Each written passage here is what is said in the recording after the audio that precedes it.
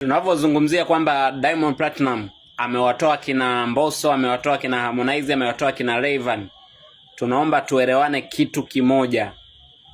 Ukizungumzia kipaji, ukazungumzia kutoka, ni vitu viwili tofauti. Nimeona kuna vichaa wachache wanasema kwamba Diamond hajawatoa akina Mbosso, hajawatoa kina Divoice, walikuwa wanaweza toka walikotoka huko. Niliwapa mfano mmoja mfupi, nikawaambia kwamba akina Alikiba si mnasema wanajua kuimba? Akina Ruby wanajua kuimba? Yaani wasanii wengi mnasema wanajua kuimba. Wako wapi? Na hao walikuwa ni wanaimba kuliko hao mnaowasema walikuwa na kipaji. Wako wapi?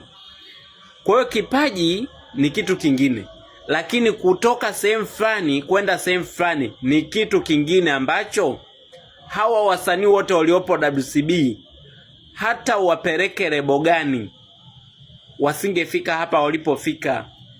Yaani huo ndo ukweli. Mpinge msipinge, tunajua mnachukia tunavyokuwa tunazungumzia kuhusu brand ya Diamond Platinum na yeye mwenyewe, lakini mpinge msipinge, hata wangekuwa lebo gani. Okay, kuna watu mlisema kwamba walikuwa ya Motobendi. Ya Motobendi, wasanii waliokuwa pale ya Motobendi, asilimia kubwa wengi walikuwa wanafanya poa. Yaani hata Enoch mwenyewe pamoja na lile bezi alikuwa anafanya poa akisimama kwenye bendi husika. Ina maana kwamba wao hawaonekani? Ndio maana tunasema kwamba kipaji ni kitu kingine, kutoboa ni kitu kingine. Akina Slay walikuwa wanajua mpaka wanakera, kina Beka walikuwa wanajua wako wapi.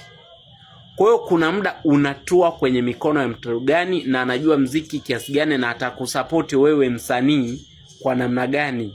Na ndio maana tunasema Diamond Platinum wakati anawashika mkono hao na kuwaelekeza njia gani mtoboe, fanyeni hivi, fanyeni hivi, msanii wenu alikuwa wapi?